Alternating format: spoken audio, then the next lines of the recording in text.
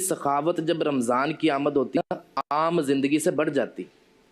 اور جب اللہ کے رسول علیہ الصلوۃ والسلام کو جناب جبریل سے ملاقات کا اتنا اشتیاق ہوتا کہ آپ ایسے صدا کرتے جیسے تیز آندھی نہیں چلتی،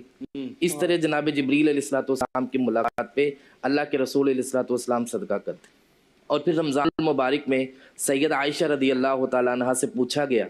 کہ رسول اکرم صلی اللہ علیہ وسلم رمضان میں رات کا قیام کس طرح کرتے تھے۔ صحابہ کرام میں بھی یہ تڑپ تھی کہ ہم بھی اللہ کے رسول علیہ الصلوۃ والسلام کے قیام کے بارے میں پوچھیں، تو اما عائشہ رضی اللہ تعالیٰ عنہ نے سوال کی نوعیت کو بانپتے ہوئے فرمایا کہ رمضان ہو یا رمضان کے علاوہ ہو، اللہ کے رسول علیہ الصلوۃ والسلام ہمیشہ 11 رکعت پڑھا کرتے تھے۔ یعنی رسول اکرم صلی اللہ علیہ وسلم رمضان میں اس کا بالخصوص اہتمام کرتے تھے، اور بالعموم پوری زندگی آپ نے اس کا اہتمام کیا۔ اور اسی طرح رمضان المبارک میں رسول اکرم صلی اللہ علیہ وسلم کے معمولات میں اعتکاف بھی آتا ہے کہ رسول اکرم صلی اللہ علیہ وسلم اعتکاف کی پابندی کرتے، اور آپ نے پوری زندگی اعتکاف کی ہے۔ اور ایک سال اللہ کے رسول علیہ الصلوۃ والسلام کے بارے میں صحابہ کرام بیان فرماتے ہیں، جس سال آپ کا وصال ہوا اس سال آپ نے 20 دن کا اعتکاف کیا، اور آپ کے جانے کے بعد امہات المومنین نے بھی اس سنت کو برقرار رکھا ہے۔ رسول اکرم صلی اللہ علیہ وسلم نے صحابہ کرام کو یہ کہا تھا، آپ فرماتے تھے استعینوا بالطعام،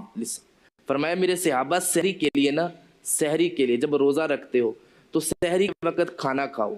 اور یہ کھانا کھانا تمہیں پورے دن میں طاقت دے گا۔ بالکل، اور یہ پورے دن اور یہ بھی فرمایا تھا کہ اس سے برکت بھی ہوتی، اور اس سے برکت بھی ہوتی ہے۔ اور آپ نے فرمایا ہمارے اور اہل کتاب کے روزے کے درمیان اگر کوئی چیز فرق کرتی ہے تو یہ صبح کے وقت سحری کا کھانا ہے۔ اور یہ سحری کے وقت اٹھنے کی فیصل بھائی اتنی فضیلت، اس لیے ایک تو یہ کھانا کھانے کے لیے فضیلت، دوسرا یہ ہے انسان اگر 5-10 منٹ پہلے اٹھ کے اپنے رب سے باتیں کرے، جو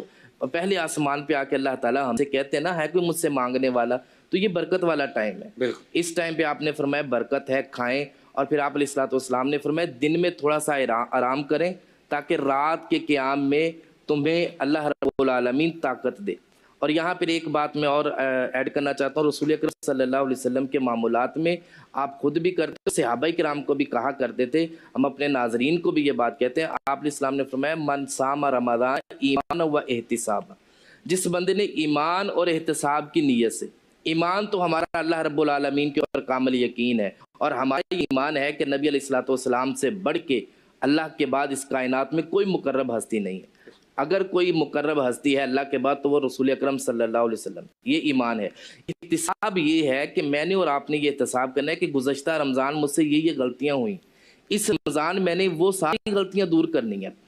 یہ احتساب کی نیت سے اگر ہم اس رمضان کو گزاریں گے، اللہ کے رسول علیہ الصلوۃ والسلام نے فرمایا غفر لہ